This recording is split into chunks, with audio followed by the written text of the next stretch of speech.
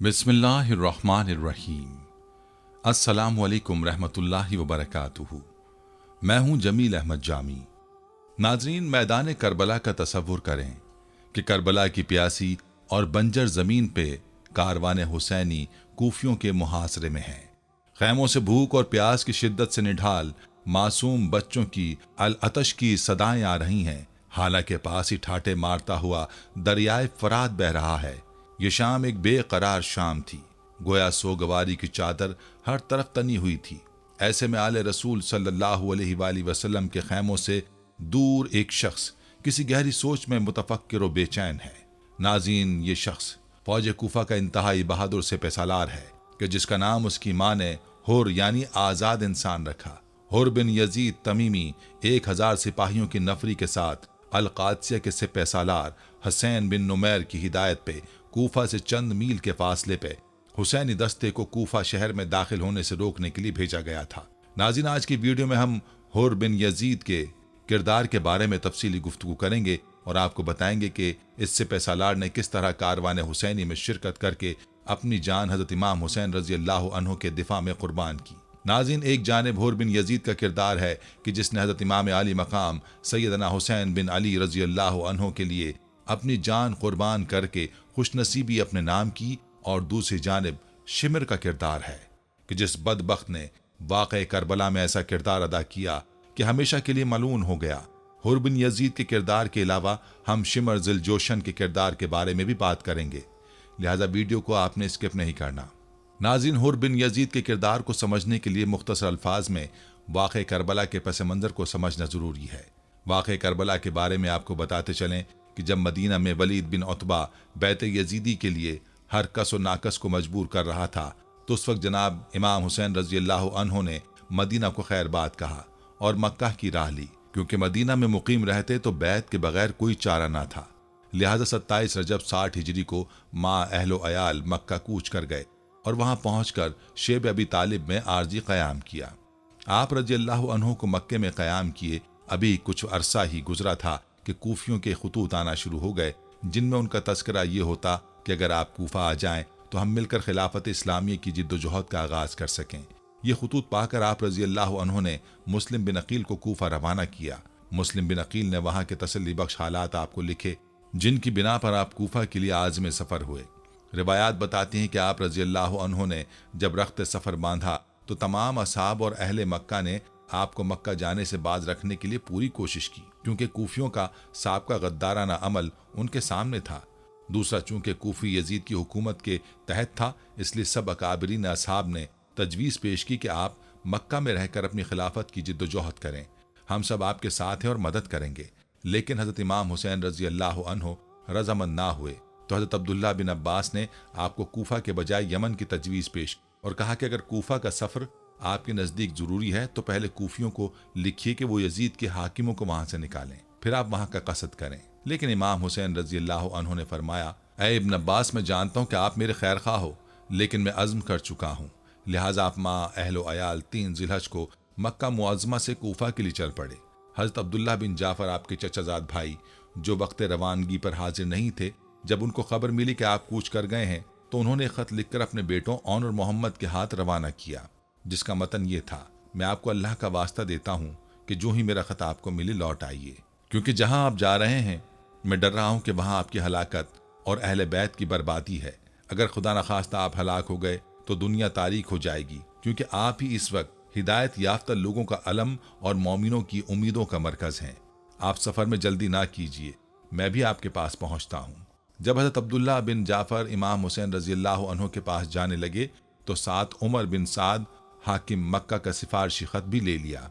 जब आप हज़रत इमाम हुसैन से मिले तो कहा कि कूफा के लोगों पर एतमाद मुनासिब नहीं, आप अपना इरादा मुलतवी कर दीजिए, और साथ ही हाकिम मक्का का खत भी दिया, जिसमें इब्न साद लिखते हैं, मैं उमर बिन साद आपसे वादा करता हूँ कि आप वापस लौट आएँ तो मैं यजीद के साथ आपके मामला तय करा दूंगा, और ये भी वादा करता हूँ कि आपको कोई गज़न ना पहुँचेगी। लेकिन आपने उस मशवरे को मानने से इनकार कर दिया और अपने ज़मीर की आवाज़ के मुताबिक सफ़र जारी रखने का फैसला किया। मजबूर बिन जाफ़र वापस हो गए, लेकिन औन और मोहम्मद को साथ रहने दिया। नाज़रीन, सानह करबला में एक अहम वाक़या हज़रत इमाम हुसैन से शायर फरज़ौक की मुलाकात का है। روایات میں آتا ہے کہ حضرت عبداللہ کے چلے جانے کے بعد آپ کا سفر دوبارہ جاری و ساری تھا کہ آپ کی ملاقات مشہور شاعر فرزوق سے ہوتی ہے۔ ان دونوں کے درمیان کچھ باتیں اس طرح سے ہوتی ہیں۔ فرزوق کہتا ہے، السلام علیکم یا امام حسین، میں نے بہت چاہا کہ مکہ میں ہی حضور کی زیارت کروں، مگر افسوس میری تمام کوششیں بیکار ہوئیں۔ امام حسین نے عرض کیا، اگر تم عراق سے آئے ہو تو بتاؤ وہاں کی کیا خبریں ہیں؟ فرزوق بولا، یا حضرت، وہاں کی خبریں وہی ہیں جو آپ کو معلوم ہیں۔ وہاں کے لوگوں کے دل آپ کے ساتھ ہیں کیونکہ آپ حق پر ہیں، اور تلواریں یزید کے ساتھ کیونکہ اس کے پاس دولت ہے۔ قضاء الہی آسمان سے اترتی ہے اور وہی ہوتا ہے جو اللہ چاہتا ہے۔ امام حسین رضی اللہ عنہ نے عرض کیا، میرے بھائی مسلم کی کچھ خبر؟ فرزوق نے جواب دیا، ان کی روح پاک جنت میں ہے اور سر مبارک قلعے کی دیوار پر۔ فرزوق کا یہ جواب سن کر آپ کی آنکھیں آبدیدہ ہو گئیں۔ آبدیدہ نظاروں سے آسمان کی طرف دیکھا اور اہل بیت کے ساتھ پھر سے سفر شروع کر لیا۔ ناظرین، یہی اللہ تعالیٰ کی منشا تھی اور آپ رضی اللہ عنہ نے کربلا کا سفر جاری رکھا۔ جب آپ کا قافلہ زمی حشم کے مقام پر پہنچا تو آپ کا سامنا ابن زیاد کے سپہ سالار حر بن یزید سے ہوا۔ اس نے آپ کو گھیرے میں لے لیا اور آنے کی وضاحت چاہی۔ امام حسین رضی اللہ عنہ نے اسے بتایا کہ مجھے کوفہ کے لوگوں نے بلایا ہے، تبھی میں آیا ہوں۔ حر نے پوچھا، اس بات کا آپ کے پاس کیا ثبوت ہے؟ کیا آپ کو اہل کوفہ نے بلایا ہے؟ امام حسین نے اسے کوفیوں کے خطوط کے 2 تھیلے منگوا کر دکھائے اور فرمایا، میں تو اس وجہ سے آیا ہوں، اب اگر تم لوگوں کی رائے بدل چکی ہے تو میں واپس جانے کے لیے تیار ہوں۔ حر نے آپ کی بات سن کر کہا کہ ہمیں تو آپ کو گرفتار کرنے کا حکم ہے، یعنی واپسی کی رائے مسدود ہو گئی ہیں۔ جب حر نے تمام دعوتی خطوط دیکھنے کے بعد بھی کوئی تبدیلی ظاہر نہ کی، تب امام حسین رضی اللہ عنہ نے مقام بیضہ پر خطبہ دیا، جس میں اپنے مقاصد کی وضاحت کی۔ آپ رضی اللہ عنہ نے اپنے خطبے میں فرمایا، لوگو، رسول اللہ صلی اللہ علیہ وآلہ وسلم نے فرمایا کہ جس نے ظالم، محرمات الہی کے حلال کرنے والے، خدا کا عہد توڑنے والے، خدا اور رسول کی مخالفت اور خدا کے بندوں پر گناہ اور زیادتی کے ساتھ حکومت کرنے والے بادشاہ کو دیکھا، جس نے اپنے فعل کے ذریعے سے غیرت کا اظہار نہ کیا، تو خدا کا حق ہے کہ اس شخص کو اس بادشاہ کے ساتھ دوزخ میں داخل کر دے۔ لوگوں، خبردار ہو جاؤ، ان لوگوں نے شیطان کی اطاعت کی ہے اور رحمان کی اطاعت چھوڑ دی ہے، ملک میں فساد پھیلایا ہے، حدود الہی کو معطل کر دیا ہے، مال غنیمت میں اپنا حصہ زیادہ لیتے ہیں، خدا کی حرام کی ہوئی چیزوں کو حلال اور حلال چیزوں کو حرام کر دیا ہے۔ اس لیے مجھ کو غیرت میں آنے کا زیادہ حق ہے۔ لشکر حر جو اب آپ کا خطبہ سن چکا تھا، اب آگے چلنے کو بےتاب تھا، لہٰذا خطبہ ختم ہوتے ہی پھر سے چلنا شروع ہو گئے۔ کچھ دور جا کر راستے میں ترماج بن عدی سے آپ کی ملاقات ہوئی۔ انہوں نے آپ کو یمن چلنے کی دعوت دی، لیکن آپ نے یہ پیشکش ٹال دی، لہٰذا امام حسین رضی اللہ عنہ کا قافلہ اور حر کا لشکر ساتھ ساتھ آگے چلتے رہے۔ جہاں کہیں آپ کے قافلے کا رخ صحرائے عرب کی طرف ہو جاتا، حر آپ کو روک دیتا اور موڑ کر کوفہ کی طرف کر دیتا۔ چلتے چلتے آپ نینوا پہنچے۔ وہاں ابن زیاد کے قاصد نے حر کو خط دیا، جس میں حکم تھا، جو ہی میرا خط تم کو پہنچے، حسین اور اس کے ساتھیوں کو جہاں ہیں وہیں روک لو اور انہیں ایسی جگہ اترنے پر مجبور کرو جو بالکل چٹیل میدان ہو اور جہاں سبزہ اور پانی وغیرہ کا چشمہ نہ ہو۔ میرا قاصد اس وقت تک تمہارے ساتھ رہے گا جب تک مجھے یہ معلوم نہ ہو جائے کہ جو حکم میں نے تمہیں دیا ہے اس کی تم نے حرف بحرف تعمیل کی ہے۔ روایات بتاتی ہیں کہ حر بن یزید نے آپ کو قاصد کی آمد سے آگاہ کیا اور کہا کہ اب آپ کو اس جگہ نہ رہنے دوں۔ 2 محرم 61 ہجری بمطابق 2 اکتوبر 680 عیسوی کو کربلا کے میدان میں اترا۔ دوسرے ہی روز عمر بن سعد کو حکم ملا کہ تم 6000 سپاہیوں کے ساتھ وہاں پہنچو۔ حکم کی تعمیل کرتے ابن سعد وہاں پہنچ گئے، لیکن آپ چونکہ لڑائی کے خواہش مند نہ تھے، اس لیے پھر سے مذاکرات کی راہیں تلاش کی اور پھر خود امام حسین رضی اللہ عنہ کے سامنے بھی نہ گئے۔ مذاکرات کے لیے قرہ بن سفیان کو بھیجا۔ امام حسین نے قرہ بن سفیان سے کہا کہ اگر تمہیں میرا آنا ناپسند ہے تو میں مکہ واپس جانے کو تیار ہوں۔ قرہ بن سفیان نے عمر بن سعد کو امام حسین کی تجویز بیان کر دی۔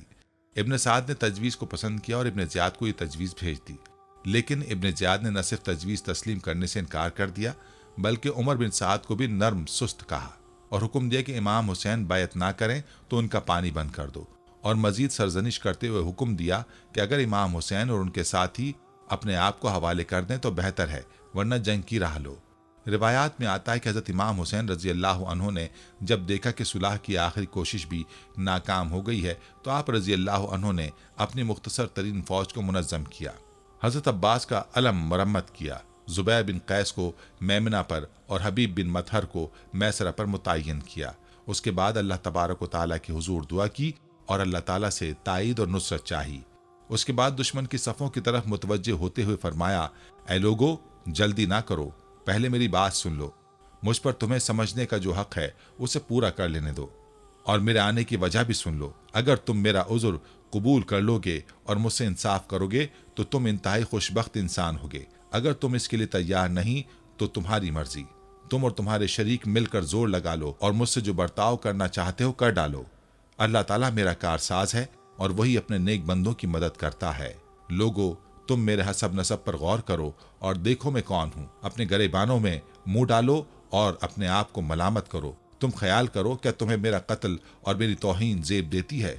کیا میں تمہارے نبی صلی اللہ علیہ وآلہ وسلم کا نواسا اور ان کے چچیرے بھائی کا بیٹا نہیں؟ کیا سید الشہداء حضرت امیر حمزہ میرے والد کے چچا نہ تھے؟ کیا جعفر طیار میرے چچا نہ تھے؟ کیا تمہیں رسول اللہ صلی اللہ علیہ وآلہ وسلم کا وہ قول یاد نہیں جو انہوں نے میرے اور میرے بھائی کے بارے میں فرمایا تھا کہ دونوں نوجوانان جنت کے سردار ہوں گے؟ اگر میرا یہ بیان سچا ہے، اور ضرور سچا ہے، تو بتاؤ کہ تمہیں ننگی تلواروں سے میرا مقابلہ کرنا ہے؟ اگر تم مجھے جھوٹا سمجھتے ہو تو آج بھی تم میں وہ لوگ موجود ہیں جنہوں نے میرے متعلق رسول اللہ صلی اللہ علیہ وآلہ وسلم کی یہ حدیث سنی ہے، تم ان سے دریافت کر سکتے ہو۔ اب تم بتاؤ، اس حدیث کی موجودگی میں بھی تم میرا خون بہانے سے باز نہیں رہ سکتے؟ ناظرین، روایات بتاتی ہیں کہ نواسہ رسول حضرت امام حسین رضی اللہ عنہ کی اس تقریر کا ظالم کوفیوں اور ان کے سرداروں پر ذرا اثر نہ ہوا، ماں سوائے حر بن یزید کے۔ ناظرین، یہی وہ حر بن یزید ہیں جن کا ذکر ہم نے ویڈیو کے آغاز میں کیا تھا کہ کربلا کے بے قرار شام میں یہ شخص بھی بے قرار ہو گیا تھا۔ دراصل حر بن یزید پر حضرت امام حسین رضی اللہ عنہ کے اس خطبے کا اثر ہوا تھا۔ اس خطبے کا حر بن یزید پر کیا اثر ہوا یہ بھی آپ کو بتائیں گے، لیکن پہلے حر بن یزید تمیمی ریاحی کا مختصر تعارف پیش کرتے ہیں۔ ناظرین، یاد رکھیں، یہ شان خداوندی ہے کہ وہ آگ کی تلاش میں نکلنے والوں کو پیغمبری سے نواز دے، یا توتری زبان والے کو کلیمی کے گر سکھا دے۔ وہ قہار و جبروت ہے، چاہے تو ابو جہل کے بیٹے کو اکابر اصحاب میں شامل کر دے۔ یہ اسی کی قدرت کا کرشمہ ہے کہ وہ بت فروش کے گھر میں نبی پیدا کر دے یا پیغمبر کے گھر میں مشرک پیدا کر دے۔ یہ اسی کی قدرت ہے کہ ابن صحابی کے نام پر ایسا دھبا لگا کہ دنیا کے تمام سمندر بھی اسے مٹا نہیں سکتے، اور ایک ایسے شخص کو اصحاب حسین میں داخل کر دیا جو لشکر یزید کا جنگجو سالار تھا، اور وہ ہے حر بن یزید۔ روایات کے مطابق حر بن یزید ایک جوان مرد، نڈر پہلوان اور طاقتور سپہ سالار تھا۔ کوفہ کے لوگ اسے کوفہ کا دلیر ترین مرد قرار دیتے تھے۔ فنون جنگ و حرب سے خوب آشنا تھا۔ اس زیرک سپہ سالار کا شمار ان خاص سپہ سالاروں میں ہوتا تھا جو زمانے کے پہلے درجے کے طاقت یعنی سلطنت ایران کے لیے استعمال کیے جاتے تھے۔ روایات بتاتی ہیں کہ جب کوفہ میں یزید کے گورنر عبید اللہ بن زیاد کو خبر ملی کہ امام حسین عراق میں داخل ہو چکے ہیں تو اس نے حر کو 1000 کا لشکر دے کر آپ کا راستہ روکنے کے لیے بھیجا۔ روانہ کرتے وقت ابن زیاد نے حر کو حکم دیا کہ اگر امام حسین کوفہ آنے پر اصرار کریں تو تم ان کو گرفتار کر کے دارالامارہ لے آنا۔ کہا جاتا ہے کہ جب حر عبید اللہ کے محل سے نکل رہا تھا تو پیچھے سے ایک صدا آئی۔ صاحب آواز کہہ رہا تھا، حر تمہیں مبارک ہو کیونکہ تم خیر کی سمت جا رہے ہو۔ حر پلٹا صدا کی جانب، مگر اسے کوئی نظر نہ آیا۔ حیرت کے ساتھ اپنے آپ سے پوچھا، یہ کیسی بشارت ہے اور کون سی خیر ہو سکتی ہے جو امام حسین کے خلاف لڑنے میں ملتی ہے؟ سخت دھوپ میں جب شدت کی گرمی پڑ رہی تھی، دوپہر کے وقت حر کا لشکر امام کے قافلے کے پاس پہنچا جہاں انہوں نے پڑاؤ کیا ہوا تھا۔ حر، اس کی سپاہ اور اس کے گھوڑے بھی بہت پیاسے تھے۔ امام حسین رضی اللہ عنہ نے ان کی پیاس دیکھی تو اپنے ساتھیوں کی ہدایت فرمائی کہ ان لوگوں اور ان کے جانوروں کو پانی پلاؤ۔ حر کا سپاہی پانی پینے سے قاصر تھا، مشک سے پانی گر رہا تھا۔ تب امام حسین رضی اللہ عنہ نے اسے اپنے دست مبارک سے پانی پلایا اور سیراب کیا۔ حر کے لشکریوں اور گھوڑوں نے پانی پی لیا تو نماز ظہر کا وقت ہو چکا تھا۔ امام حسین رضی اللہ عنہ خیمے سے باہر تشریف لائے اور مختصر سا خطبہ پڑھا جس پہ آپ نے فرمایا، لوگوں میں تمہاری طرف اس وقت تک نہیں آیا جب تک تمہاری طرف سے خطوط موصول نہیں ہوئے۔ تمہارے ایلچی اور قاصد میرے پاس آئے اور مجھ سے درخواست کرتے ہوئے کہتے رہے کہ ہمارے پاس آئیں کیونکہ ہمیں ایک امام کی ضرورت ہے۔ ناظرین، امام حسین رضی اللہ عنہ کے खुतबात की तफसील हम आगे चलकर जिक्र करेंगे। इसके बाद इमाम हुसैन रजी अल्लाह अन्हु ने हुर से मुखातिब होकर फरमाया, क्या तुम अपने सिपाहियों के साथ नमाज अदा करना चाहोगे? हुर ने अर्ज किया, नहीं, हम सब आपकी इमामत में नमाज अदा करेंगे। रिवायात बताती हैं कि हुर को जब यकीन हो गया कि यजीदी इमाम हुसैन के कत्ल का इरादा रखते हैं तो उसके तन बदन पर लर्जा तारी हुआ। उसने मैदान जंग की तरफ देखा और सोच में पड़ गया। उसकी आंखें मुशाहिदा कर रही थीं कि एक तरफ फर्जंदे रसूल और उनका खानदान और दूसरी तरफ दुश्मनान रसूल खुदा। एक तरफ खुदा के अब्द सालेह और दूसरी तरफ गासिब बादशाह नजर आ रहा था जो ऐलानिया शराब नोशी करता था और हराम को हलाल समझता था। एक तरफ इश्क और शहादत की हुक्मरानी थी और दूसरी तरफ पलीदी और खानत का दौर दौरा था। एक जानिब सादत थी और दूसरी तरफ शकावत और बदबख्ती। हुर ने अपना आखिरी इरादा कर लिया और ऐसे हाल में दुनिया और दुनिया की चमक दमक को पसे पुष्ट किया जब हजारों के लश्कर का सिपह सालार था। चुनाच अपने घोड़े को पानी पिलाने के बहाने लश्कर यजीद से दूर और ख़याम हुसैन रजी अल्लाह अन्हु के करीब से करीब तर होता चला गया। एक लश्करी साथी मुहाजिरीन औस जो उस वक्त हुर के साथ था पूछने लगा, क्या सोच रहे हो? क्या हुसैन पर हमला करना चाहते हो? हुर ने कोई जवाब ना दिया बल्कि उसका पूरा बदन कांप रहा था। मुहाजिर ने कहा, खुदा की कसम, मैंने कभी भी तुम्हें इस हाल में नहीं देखा। अगर कोई मुझसे पूछता कि कूफा का दिलेर तरीन आदमी कौन है तो मैं तुम्हारा नाम लेता।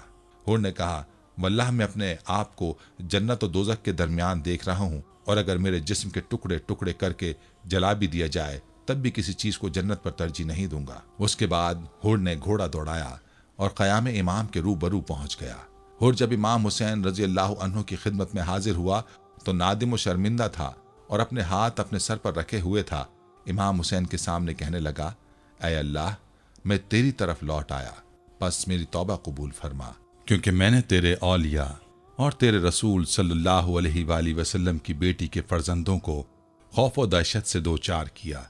इसके बाद इमाम हुसैन के सामने अपनी गलतियों का एतराफ़ किया और कहा कि मैं अपने किए पर परेशान हूँ और खुदा के सामने अपने इस अमल से तौबा करता हूँ। क्या मेरे लिए तौबा करने का इम्कान है?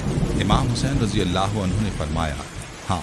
नाज़रीन, अब हुर अपनी गलतियों से ताइब हो चुके थे, लेकिन फिर भी अर्ज़ किया, चूँकि मैं पहला आदमी था जो आपके मुकाबले में आया, लिहाजा सबसे पहले आपके सामने कत्ल होना चाहता हूँ। शायद हिसाब के रोज़ मैं आपके जद सल्लल्लाहु अलैहि वसल्लम के हाथ में करार पाने के काबिल हूँ।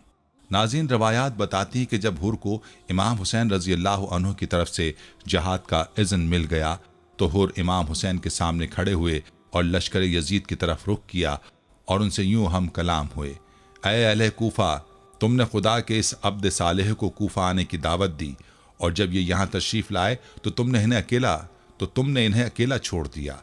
तुमने इनसे वादा किया कि आपकी खातिर जान कुर्बान कर देंगे, लेकिन जब ये आ गए तो तुमने अपनी तलवारें इन्हीं से लड़ने के लिए सौंत लीं और उस पर यह जुल्म कि अल्लाह के इन प्यारे बंदों को वापसी की तमाम राहें बंद कर दीं। अल्लाह की इस वसी और अरीज़ ज़मीन पर इनको कहीं जाने की इजाज़त नहीं दे रहे हो। तुम्हारे सामने यहूद व नसारा और मजूसी फरात के पानी से सैराब हो रहे हैं, मगर तुमने ख़ानदान नबवी सल्लल्लाहु अलैहि वसल्लम को पानी से महरूम कर दिया, जबकि तुम जानते हो कि ये कौसर के वरसा में से हैं। खुदा रोज़ अतश को तुम्हारी प्यास न बुझाए, क्योंकि तुमने मोहम्मद सल्लल्लाहु अलैहि वसल्लम की हुर्मत का पास नहीं रखा। रवायात बताती हैं कि मंतक व अक़ल से आरी यजीदी फ़ौज हुर की बातों को मज़ीद बर्दाश्त न कर सकी और उन्होंने हुर पर तीरों की बारिश कर दी। हुर ने भी बिखरे हुए शेर की तरह हमला किया। पैदर पे कई यजीदियों का सर कलम किया और अपनी तलवार का हक अदा किया। जब यजीदी फौज ने देखा कि पानी सरों से ऊंचा है तब उन्होंने मिलकर हमला किया और यूं हुर बिन यजीद ने इमाम हुसैन रजी अल्लाह अन्हु के मिशन पर कुर्बान होकर शहादत पाई और सुरखरू हुए। यही खैर थी जिसके मुताल्लिक सोचते हुए वो दारुल अमारत से रुखसत हुए थे। आखिर वो बशारत सच हुई और लश्कर यजीद का सरदार शहीदों की सफ़े अव्वल में शामिल हो गया। नाज़रीन, अल्लाह ताला जिसके लिए चाहता है खुशबख्ती लिख देता है और जिसे चाहता है बदबख्त और मलून बना देता है। नाज़रीन, ये था तज़किरा हुर बिन यजीद की शहादत का और हज़रत इमाम हुसैन रज़ी अल्लाह अन्हु के खुतबात का। हुर बिन यजीद की शहादत के बाद क्या हालात पैदा हुए, आइए इस बारे में मुख्तसरन आपको बताते हैं और फिर शिमर के किरदार पर बात करेंगे। नाज़रीन, तारीख गवाह है कि हुर बिन यजीद की शहादत के बाद मैदान करबला की तपती और बरसों से प्यासी रेत की तशनगी फिदायान हुसैन के लहू से बुझ रही थी। आकाश से पाताल, धरती तक फरिश्तों की कतारें बंधी हुई थीं जो शहदा को मरहबा मरहबा की लोरी सुना रहे थे। फिदाई एक एक करके लब्बैक कह रहे थे। जाफर, अब्दुल्ला, अब्बास और उस्मान जो आपको बाहों के घेरे में लिए हुए थे, उन्होंने शहादत की छलकती सुराही से जाम नोश किया। अब इमाम हुसैन रजी अल्लाह अन्हो तन्हे तन्हा मैदान कारज़ार में तलवार की हसद पूरी कर रहे थे कि यजीदियों ने हर तरफ से आप रजी अल्लाह अन्हो को घेरे में ले लिया, मगर किसी में भी वार करने की जुर्रत न थी और ना ही कोई ये गुनाह अपने सर लेना चाह रहा था। बिलाखिर शिमर के उकसाने पर ज़रा बिन शरीक तमीमी ने यह बदबख्ती अपने सर ली और हाथ और गर्दन पर तलवार के वार किए। सनसान बिन अनस ने तीर चलाया और आप रजी अल्लाह अन्हो गिर पड़े। आपके गिरने पर ही शिमर ज़िजोशन आपकी तरफ बढ़ा। उसकी बर्स ज़दा शक्ल देखते ही आप रजी अल्लाह अन्हो ने फरमाया, मेरे नाना जी ने सच फरमाया था कि मैं एक धब्बेदार कुत्ते को देखता हूँ कि वो मेरे यानी अहले बैत के खून से हाथ रंगता है। ऐ बदबख्त, तू ही वो कुत्ता है जिसकी निस्बत मेरे नाना सल्लल्लाहु अलैहि वसल्लम ने खबर दी थी। उसके बाद उस बदबख्त ने पीछे की तरफ से वार करके सरे मुबारक गर्दन से जुदा कर दिया। इन्ना लिल्लाहि व इन्ना इलैहि राजिऊन। नाज़रीन, ये था वाक़या करबला और इस वाक़े में हुर बिन यजीद के किरदार का तफसीली तस्किरा। आइए अब तस्किरा करते हैं शिमर के किरदार का। नाज़रीन, शिमर बिन ज़िजोशन की कुन्यत अबू साबगा थी। कबीला हवाज़न का फर्द और सरदार था और वाक़े करबला में लश्कर यजीद में 4000 सिपाहियों का सरदार था। उसका ताल्लुक आमिर बिन सासा की औलाद से था जो ज़बाब बिन कल्लाब के ख़ानदान से एक फ़र्द था। इसी वजह से मज़कूरा अजदाद की तरफ निस्बत देते हुए उसे आमरी, ज़बाबी और कल्लाबी जैसे नामों से भी पुकारा जाता था। आपको बताते चलें कि शिमर की तारीख पैदाइश के सिलसिले में सही इत्तला हासिल नहीं हो सकी। अलबत्ता शिमर के बाप का नाम शुरहाबील बिन और बिन उमरों के नाम से मशहूर था। उसका लक़ब ज़ी जोशन पढ़ने की वजह यह बयान की जाती है कि अरब में यही सबसे पहला शख्स था जिसने ज़र्रा अपने तन पर पहना और यह ज़र्रा उसे बादशाह ईरान ने दी थी। या दूसरे कौल के मुताबिक उसलिए इसे ज़ी जोशन कहा जाता है कि उसका सीना कुछ उभरा हुआ था, और एक कौल यह भी है कि उसका नाम जोशन बिन रबिया था। जुलजोशन ने पैगंबर इस्लाम की ख्वाहिश के मुताबिक इस्लाम लाने को अहमियत नहीं दी थी, लेकिन फतह मक्का के बाद जब मुसलमान मुशरिकीन पर कामयाब हो गए तो इस्लाम लाया। नाज़रीन, आपको बताते चलें कि शिमर की माँ को बुराई से याद किया जाता है। यहाँ तक कहा जाता है कि भेड़ों को इधर उधर लाते ले जाते चराते हुए गुनाह से आलूदा हो गई और शिमर उसी गैर मशरू तरीके से ही इस दुनिया में आया। और याद रहे कि इमाम हुसैन ने भी वाक़े करबला में शिमर को बकरी चुराने वाली के बेटे के नाम से खिताब किया। कहते हैं कि शिमर बिन ज़ी जोशन इब्तिदा में तो अमीरुल मोमिनीन हज़रत अली रज़ी अल्लाह अन्हो का तरफदार था। उसने जंग सिफ़ीन में आप रज़ी अल्लाह अन्हो की मदद की थी और अधम बिन मोहजिर बाहिली शामी सिपाही के साथ लड़ाई में उसका चेहरा शिद्दत से मजरूह हुआ, लेकिन बाद में हज़रत अली की तरफ से मुंह फेर लिया और अली और आपके ख़ानदान का कीना अपने दिल में परवान चढ़ाकर दुश्मन बन गया। शिमर बिन हजर बिन अदी जो पैगंबर के सहाबी और अमीरुल मोमिनीन के खास अंसार थे, उनकी गिरफ्तारी के वक्त जो सन 51 हिजरी में अमल में आई, तो यही शिमर उन लोगों में से था जिसने ज़ियाद बिन अबिया या समिया के पास झूठी गवाही दी थी और हजरे मुर्तद हो गए और शहर को आशोब की तरफ ले जा रहे हैं। नाज़रीन, जब मुस्लिम बिन अकील ने सन 60 हिजरी में कूफा में क़याम किया तो यही उन लोगों में से अहम फ़र्द था कि जिसे हाकिम कूफा उबैदुल्लाह बिन ज़ियाद की तरफ से मामूर किया गया कि लोगों को जनाब मुस्लिम की अतराफ से दूर करे। उसी ने जनाब मुस्लिम की बातों को फितना गरी का नाम दिया और कूफियों को शाम के सिपाहियों से डराया। जब इमाम हुसैन करबला पहुंचे तो साद के बेटे उमर जो कूफा के लश्कर का कमांडर था, जो जंग और खून से बचने के इरादा रखता था और मसालमत आमेज हल की राह पर चल ही रहे थे, लेकिन शिमर को ऐसा लगा कि इब्ने ज़ियाद भी इब्ने साद के इरादे से मुवाफिक है, लिहाजा उसने इमाम के साथ जंग के लिए उभारा। रिवायात बताती हैं कि जिस वक्त कूफे के लश्कर के कमांडर उमर बिन साद ने हाकिम कूफा को एक ख़त लिखा कि हुसैन बिन अली आमादा हो गए हैं, या तो वापस चले जाएं या उसकी बैत कर लें, तो हाकिम कूफा उबैदुल्लाह बिन ज़ियाद ने मशवरा दिया कि उसे कबूल कर लेना चाहिए। लेकिन जिस वक्त शिमर उस ख़त के मजमून से मुत्तला हुआ तो फ़ौरन उसे मना कर दिया और मजीद कहा कि अगर हुसैन बिन अली तुम्हारे इताअत नहीं करते और पलट जाते हैं तो बाद में और मजीद ताकतवर हो जाएंगे, बस बेहतर है कि उन्हें छोड़ा ना जाए कि वो पलट कर वापस चले जाएं और मौके की तलाश में रहें। यूं उबैदुल्लाह ने शिमर के मशवरे को कबूल कर लिया और उसे 4000 सिपाहियों का सरदार बनाकर नेज़ खत उसी के हमरा करबला में कूफा की फौज के कमांडर उमर बिन साद की तरफ रवाना किया, ताकि इमाम हुसैन से मुतालबा करे कि या तो बैत करके सर तस्लीम खम कर दें या फिर जंग के लिए तैयार हो जाएं। और उसी खत की आखिरी सतर में बतौर ज़मीमा इस शिमर की बात को लिखा गया कि ऐ उमर बिन साद, अगर ये काम तुम अंजाम नहीं दे सकते तो हमारे लश्कर से किनारा कशी इख्तियार कर लो और लश्कर की कमान शिमर बिन जी जोशन के सुपुर्द कर दो। कहते हैं कि आशूरा की सुबह के दिन शिमर इब्न साद के लश्कर में बाएं बाजू की फौज की सरदारी का ओहदा अपने जिम्मे लिए हुए था। जब अब्दुल्ला बिन उमैर कलबी शहादत को पहुंचे तो उसी शिमर ने अपने गुलाम रुस्तुम को हुक्म दिया कि वो नेज़े से ज़ौजा अब्दुल्ला को कत्ल कर दे, जो उनके सरहाने तशरीफ फरमा थीं। नतीजे में पहली खातून मैदान करबला में दर्जा शहादत को पहुंची। ये शिमर ही था कि जिसने तीर अंदाजों को हुक्म दिया कि वो लोग इमाम हुसैन के बदन मुबारक को निशाना बनाए। फिर उसी के हुक्म के मुताबिक तमाम सिपाहियों ने इमाम हुसैन की तरफ हमला किया और उन लोगों में से सिनान बिन अनस और ज़ुरआ बिन शरीक ने इमाम हुसैन पर आखिरी ज़रबात वारिद की थीं।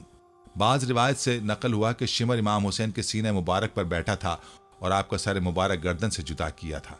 एक रिवायत यूं भी बयान हुई कि मुहर्रम की 10 तारीख के दिन आखिरी घड़ियां जिसमें हुसैन बिन अली के सर अक़दस और जिसमें मुबारक पर बहुत ज़्यादा जख्म लगे हुए थे, शिमर अपने कुंद बरहना खंजर के साथ इमाम हुसैन के सीने मुबारक पर बैठा और आपके सर अथर को तने नाज़नीन से जुदा किया था। नाज़रीन, ये था शिमर का किरदार जो उसने वाक़े करबला में अदा किया। अब बात करते हैं शिमर के इबरतनाक अंजाम की। रिवायत में आता है कि सन 66 हिजरी में मुख्तार सकफ़ी के क़याम के वक्त शिमर ने उनके खिलाफ जंग में शिरकत की, लेकिन मुख्तार ने उसे और दीगर उमवी उमरा को जब्बानतुल सबी की जंग में शिकस्त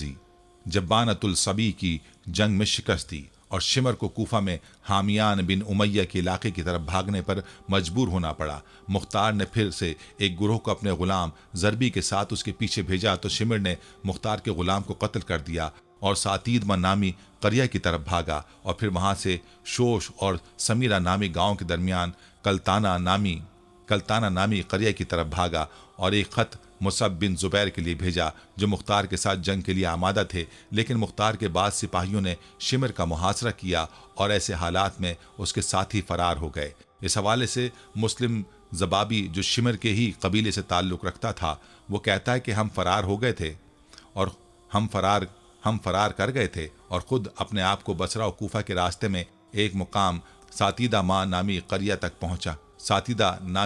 तक पहुँचे और उसी के करीब कलतानिया नामी एक छोटी सी बस्ती जो फरात के साहिल के अतराफ थी, हम उसी के पास एक टीले के किनारे छुप गए, जगह की मुखबरी कर दी। रात की तारीख ही थी कि मुख्तार के लोगों ने हमारा मुहासरा कर लिया। शिमर को मैंने देखा कि एक बेहतरीन लिबास पहना था। हमें तो अपने घोड़ों पर सवार होने की फुर्सत भी नहीं मिली। आपस में सख्त मुजाहिमत का सामना करना पड़ा।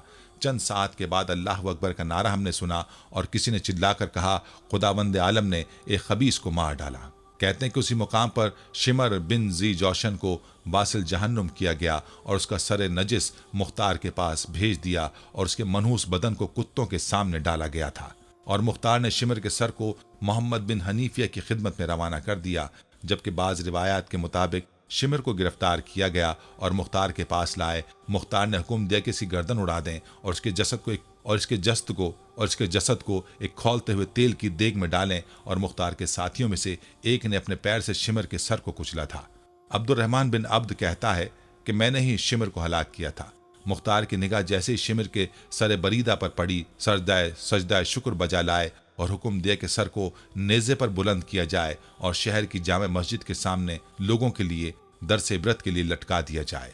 नाज़रीन, इसी हवाले से शेख तूसी ने भी अपनी किताब इमाली में शिमर की सजाए मौत के सिलसिले में तहरीर किया है कि अबू उमरा एक गुरोह के साथ शिमर के ताक़ुब में गया और एक मुसल्लहाना झड़प में उसे जख्मी किया, फिर कैदी बना लिया और मुख्तार के पास लाया गया। मुख्तार ने हुक्म दिया कि इसकी गर्दन उड़ा दी जाए और इसके जसद को एक तेल की खौलते हुए देग में डाला जाए और मुख्तार के साथियों में से एक ने शिमर के सर को अपने पांव तले कुचल भी डाला था। नाज़रीन, यूं शिमर अपने इबरतनाक अंजाम को पहुंचा और जहन्नुम वासिल हुआ। याद रखें, अल्लाह ताला जालिमों को ऐसी ही सजा दिया करता है और जुल्म करने वालों का अंजाम हमेशा इबरतनाक हुआ करता है। करबला के मैदान में जो जुल्म खानदान रसूल सल्लल्लाहु अलैहि वसल्लम के साथ किया गया, उसकी मिसाल तारीख में बमुश्किल मिलती है और उन जालिमों का अंजाम फिर भी ऐसा ही इबरतनाक हुआ। नाज़रीन, आज की वीडियो में आपने करबला के वाक़े के 2 किरदारों के बारे में तफसीली तज़किरा मुलाहिज़ा फरमाया। एक किरदार वो जिसने यजीद के लश्कर को खैरबाद कहा और दूसरा जिसने इमाम हुसैन रज़ी अल्लाह अन्हु को शहीद किया। ये थी हमारी आज की वीडियो। हम उम्मीद करते हैं कि आपको हमारी आज की ये वीडियो ज़रूर पसंद आई होगी। अगर आपको हमारी आज की ये वीडियो पसंद आई है तो इसको लाइक करें। आखिर में उन लोगों से एक बार फिर दरख्वास्त है कि हमारे चैनल को ज़रूर सब्सक्राइब कर लें जिन्होंने अभी तक हमारे चैनल को सब्सक्राइब नहीं किया।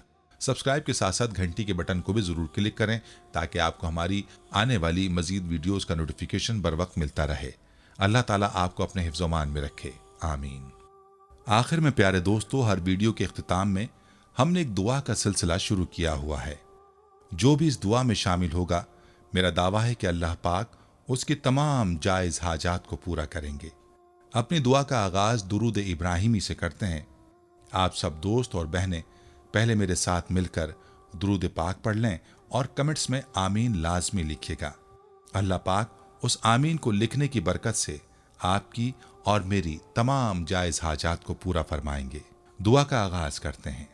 बिस्मिल्लाहिर्रहमानिर्रहीम।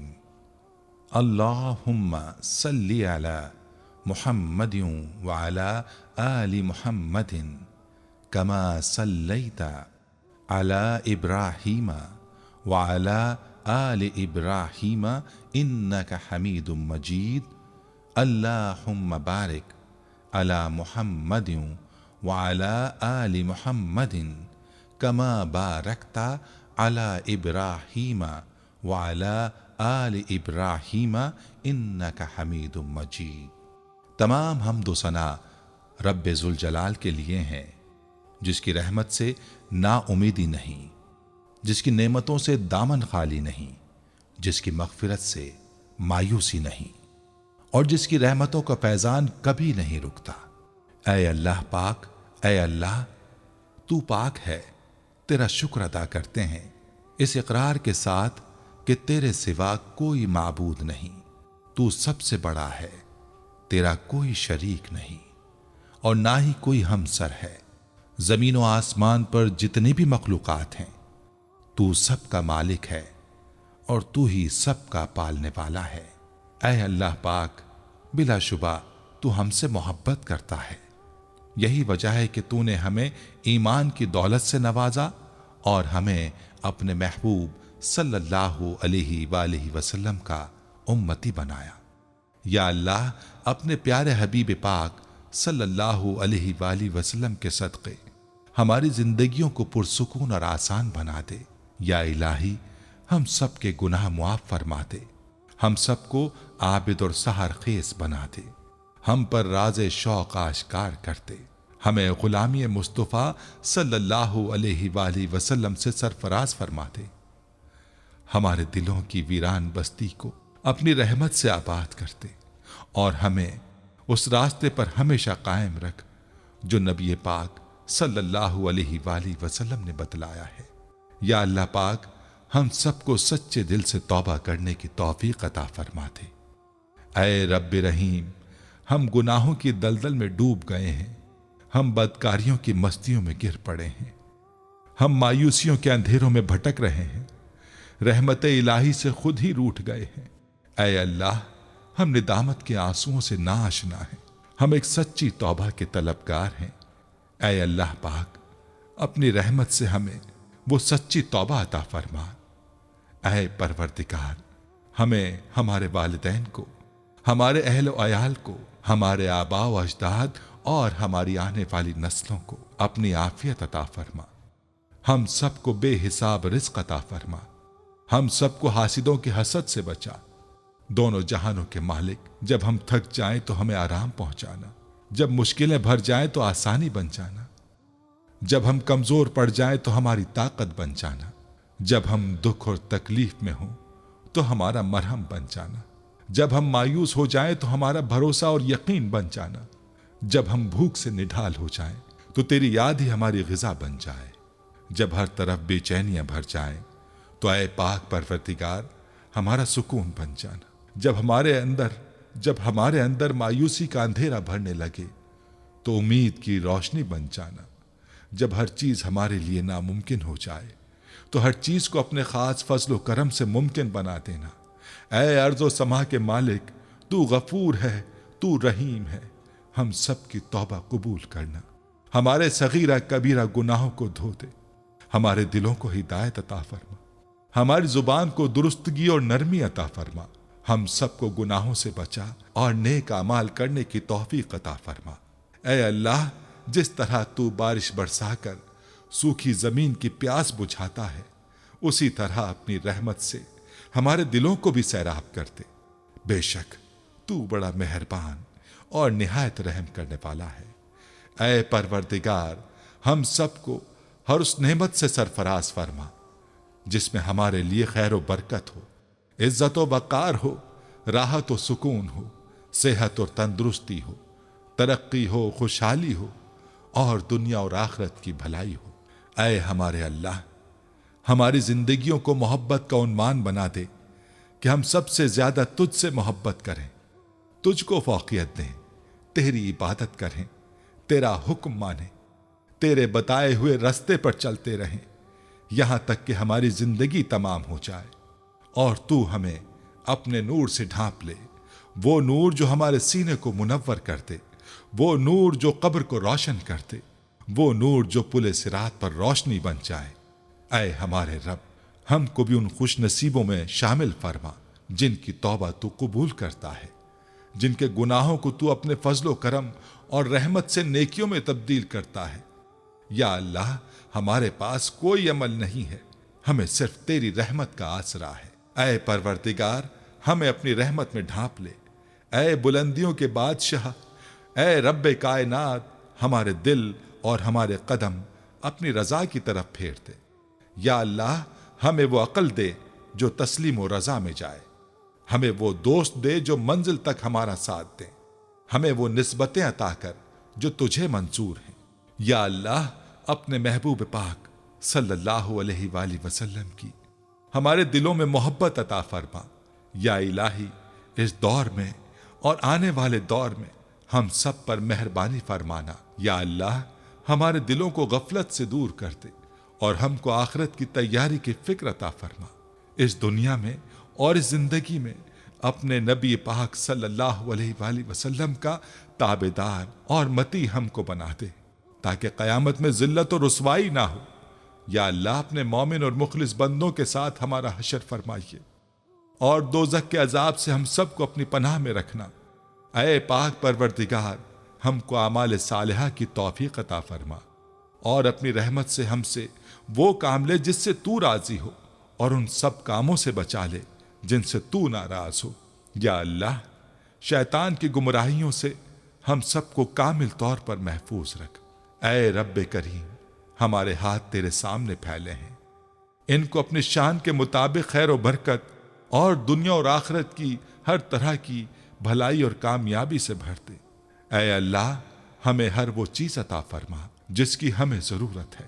اللہ پاک، ہمیں اپنے سوا کسی کا محتاج نہ فرمانا۔